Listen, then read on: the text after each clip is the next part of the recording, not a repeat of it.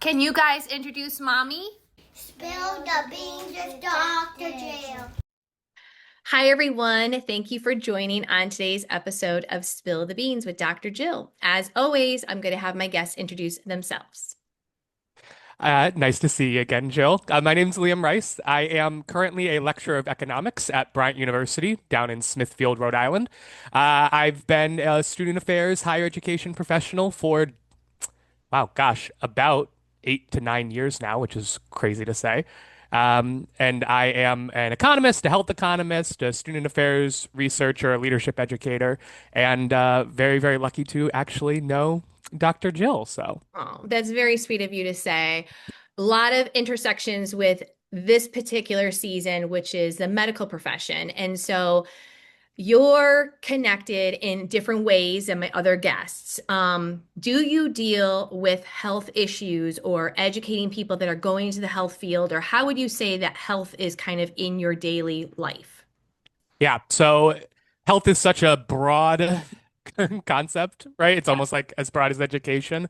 But so a lot of the work that I do is around helping people understand and researching their health decisions. So both like your actual just personal health decisions, Hmm. um, but then I work a lot with hospital systems and physician doctors trying to understand how do they set up their hospitals, their practices, how do they run their clinics to make sure that they're actually able to serve all the patients they want to serve.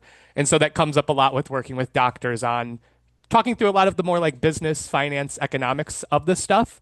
Um, but the actual interpersonal stuff that they go through day to day comes up a lot in those conversations. I'm sure, especially since you were a student affairs or are a student affairs practitioner, right? It doesn't ever leave us. Yeah, You're teaching, so you're frontward facing with, the next generation coming up into the fields. And you're kind of like a unicorn because you have attended a workshop on vicarious trauma. that is So true. you know more than most, I would like to think, because you were there. We work together to bring that education to your colleagues. So, how can you describe what vicarious trauma looks like right now in your daily world with the intersections of all the people that you're working with? What are you seeing? Yeah, I think like thinking back to the workshop stuff, probably the most helpful part of it to me that I still think about is just like the naming of the concept Mhm. vicarious trauma, right? We've talked so much before about how it is whether you understand it, like know and recognize vicarious trauma as a concept, kind of doesn't matter to vicarious trauma. Like Hmm. you are Hmm. going to be feeling that in your bones. And so like personally being able to, as I am going through my day-to-day stuff and I am like feeling very tired or very stressed and I can't tie it to like a specific like amount of work that I am doing, I Hmm. always float back to, well, how are the things that I was dealing with in the past when I'm working with students or working with colleagues feeding into that? Um, but I think it also affects my approach as a colleague, like with my coworkers. Um, so for instance, a lot of times when I'm working with doctors talking through the business stuff, they're practicing doctors, right? So like they are in the clinic, they're like they're doing sometimes they're coming straight from surgery. Hmm. Um, and they really, really try to compartmentalize that Hmm. stuff. They want to just pivot straight into talking about how the business financials are looking. Um, and I find a lot of times trying to use a vicarious trauma-informed lens with them of like, well, what are you bringing in to this conversation with me? Because it affects all the stuff that they are then actually talking to me about. So I feel like it comes up a whole bunch. Yeah. I mean, it's a deep concept to think that we would want people to pause before they go into the next meeting. But similar to you, I've had meetings where the people that I'm meeting with are wearing their scrubs, and they might not be their operational scrubs, but they are still scrubs. And I see it a lot when I'm dropping my kids off at school, where other parents and other caregivers are wearing scrubs. And there's a different kind of appreciation and awareness that I have about what they're going into, and that they can't really take those scrubs off, even if they physically have the scrubs off, right? Yeah. It's such an interesting hat that they wear, that's very public, what that scrub means, right? Yeah. Now, you also know the difference between self-care and group care because that's part of the workshop. And we talk about how self-care is very mainstream, talked a lot about. Group care, however, is more of the business side. It's the idea that supervisors should stop scheduling meetings during the lunch hour. Yeah. And self-care is more of like what you do with that hour. Do you see any good or bad practices for group care in like the medical profession or others? Yeah, I think definitely so. It's the medical profession is such a like research based profession, right? Like they want to put things into practice when they see the actual research and studies around all of that stuff and in that intentional way. And so like working with doctors around, obviously medicine has had, is currently still having a whole bunch of stuff happening constantly. Yeah. Um, like you were saying, that intentional structure to be built in where we are not having these meetings at these lunch times, or we've pivoted a lot, obviously, to more virtual Mm-hmm. meetings, because there are efficiencies in there, but understanding like not pressuring people to have their camera on for the entire Mm-hmm. meeting. And it's finding a balance in that because a meeting with everybody's camera off can also just be horrible. But like that sort of stuff that is top-down leadership, like that has to start up at the top, but it's only coming from the top because they are looking down and recognizing the actual day-to-day stuff that the operational folks are going through. You're the first guest in 2 seasons to mention this phenomenon about the camera being on Mm, during virtual conversations. And I distinctly remember having a conversation with some colleagues about how some generations and some individuals feel that the camera off is a sign of disrespect. mm, And that the assumption is that they're not doing something that they should be doing. And I remember adjudicating cases at institutions where students were doing inappropriate things with their camera hmm. off or whatever have you. So I do appreciate that. I think we need to pause and give some grace sometimes, and that is a really good consideration for everyone. The other thing is, I had a practitioner tell me that when they went to the emergency room, the individual doing the check-ins, right? Like the Mm, receptionist for the emergency room, had music on. And she was listening to music as she was doing her intakes.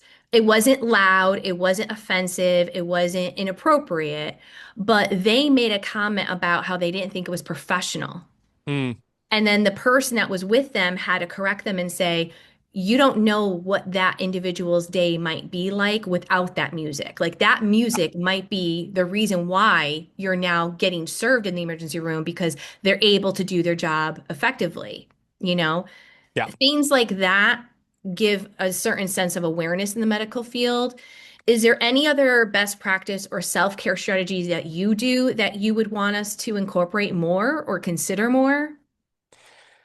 So, yeah, again, as an economist, like the number one thing I'm always thinking about, to your point there, is the counterfactual, right? Like, obviously, there is the thing that is currently happening, but what is the alternative that could have been happening? And Yeah. how is that better or worse? And so, a lot of times, I think, in terms of actual, like, institutional or just like group support, it's trying to be really intentionally forward looking. Hmm. Um, I just feel, especially definitely in medicine, but definitely in education, we are so present focused. We have a real strong present bias of solving the issue now, especially Hmm. in student affairs where everything is a fire drill Yeah. constantly. Right. Um, and I think having, I've lucked out having, I think, some supervisors, some managers who are really understanding their place as that forward-looking person of like, yes, this is a thing happening right now that we need to deal with, but you do have to exist tomorrow and the next day after that, and you will like work a month from now. sure, we could have you do like all this stuff right now and use up all of your bandwidth, but then I'm going to lose you because you're going to be completely drained 2 weeks from now or a month from now. And my job is not to maximize today, it's to maximize all of the days that we have together.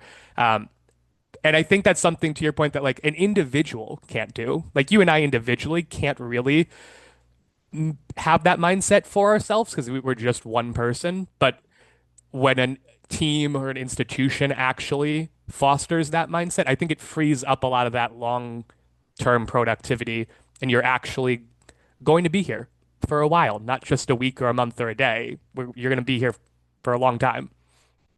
The data and the research suggests that corporations and organizations lose money when there's staff turnover, Oh yeah. and that the investment that they have to do to recruit, train, and onboard is more costly than supporting the colleague, employee, staff professional with their vicarious trauma or other needs. Can you also validate that on the business end? 100%. Yeah, like the opportunity cost of having to take the time to do that. Because when you are training somebody or somebody's not here, that stuff is not happening. That is a loss. And so, yes, in some scenario where we need to pay $1,000 for somebody that we currently have to do something. I don't even know what that specific scenario would be, but like $1,000, yes, is a pretty big cost right now, but is less of a cost compared to the alternative costs that you are going to be having if you're constantly turning over people. I don't remember exactly what that student affairs metric is. I remember it was something like 50% of new Hmm. professionals leave within 5 years, which was Right, always insane to me. It is right, such a right. turnover thing. Can you also, I mean, I hate to put you on the spot, but one thing that's very controversial, we all know college is a business, and each college is going to say that they're special and unique, right? So we get Yeah. that. But let's talk about the medical field for a minute. Would you agree that health is a business? Yes. So again, like I'm not a medical professional. I'm not a doctor. But yeah, like as a health economist, I would say it's a business because even a nonprofit. So like I've worked for Hmm. nonprofit organizations. Um, and a nonprofit organization doesn't try to maximize profit. That's Right. not the goal of a nonprofit. They want to maximize whatever their mission is. Usually for a hospital, that's serving patients, doing research. Um, but in order to do that, you need to, over the long run, break even on your Hmm. money. Um, and so, like, everything has a cost to it. There's no infinite resources, even just time. There's only 24 hours in the day. Right. So everything does have to make a decision in terms of what are you trying to actually do? Therefore, what are the things that you have to do right now, like business cost, revenue wise? Um, I think where sometimes some nonprofits lose that, though, is being so focused on making the profit to try to break even, trying to build up that buffer money in case there is a down year of patients or a down year of enrollment, that you give up too much of the actual mission. Hmm. Um, and I think it's a tough balance to strike. Right. Um, but I don't think it's a negative to say like college or a hospital is a business. Um, it's just they're mostly not for profit Right. businesses. And I think that's the distinction. Right. Exactly. Like I think about when the first village, the first towns, the first cities are developed, hospitals, medical care has to be one of the pegs on the monopoly Yeah. board, right? Um, and I think that the reason why I do agree that health is a business is because we need to treat all of those practitioners well for that business to thrive. Yeah. And regardless if they're making a profit or not, and maybe some people would say, well, health is for the common good, and I agree with all of that. Oh yeah. But at the end of the day, they're people that need to be treated as such, right? Yeah. And so otherwise you're going to get that massive turnover. Yeah. Okay, so we typically end all of the podcasts with asking the guests to spill the beans on vicarious trauma, but I also would want to open it up to any advice that you have for us. So the floor is yours. What advice, how would you spill the beans for us? I think like to me the whole concept or like the biggest benefit of like learning and understanding and exploring vicarious trauma has always been the community aspect of it. Like I don't know, by definition, vicarious trauma can't just involve one person. It has to be somebody else is also involved with that. And so the naming of that has always been so helpful for me to when I'm talking with my colleagues about stuff.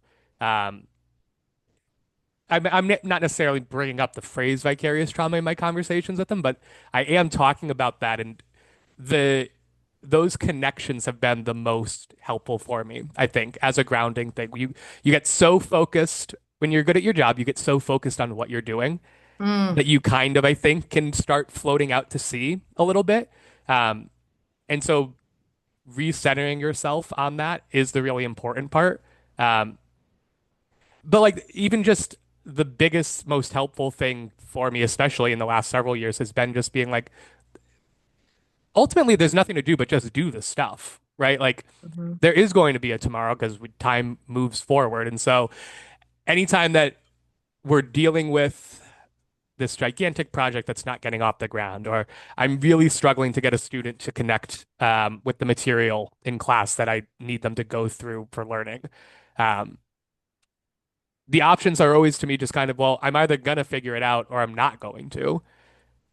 And so why be defeatist and pick the it's not going to happen option? mhm. It might not happen. You plenty of times it doesn't happen.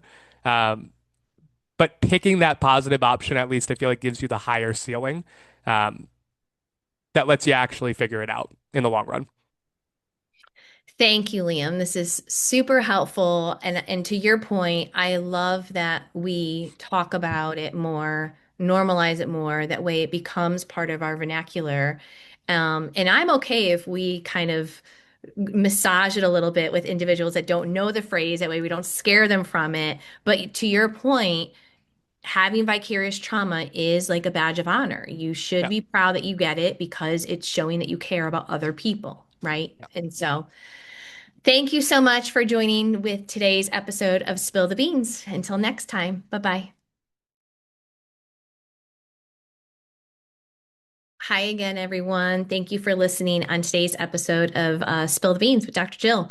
Today's guest is a longtime friend and someone that I really look to for support and someone that is really in the weeds, not only with like teaching students on the business end of the health, doing research, providing different perspectives on trauma, but something that they left us with was this community aspect to vicarious trauma. I love that idea. You're not in alone because in order to get vicarious trauma, you're doing it with other people and then it involves a community. I really love that and how that resonates.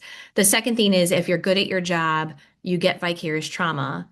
And that's something that I have always said. And he's saying that we need to recenter ourselves, ground ourselves before we get back at it so that we have sustainability, right? And I think every business model should have that. Every organization that you interview with, your question should be, what do you do to ensure that my longevity in this position is sustainable? Specifically, my self care or the group care practices that the organization does, and can you support in this world that I'm going to be able to vocalize what I need? It won't be judged. I was telling Liam that I used to have a colleague that would take breaks during the day just for a quick walk, and the other colleagues would say, "Where is so and so?" And I would say, he's on a walk, and they would judge or they would make comments of, must be nice that he doesn't have work to do. What they didn't know is that he really utilized that time to process the cases that he was dealing with, but also to recenter himself. So I think that we need to give each other a lot more grace, a lot less judgment, shut up those people who don't know what they're talking about, and let everyone be invested in their own work success with the support of their supervisors and the organizations. So I hope that this was super helpful for you today. Thank you for watching. Bye bye.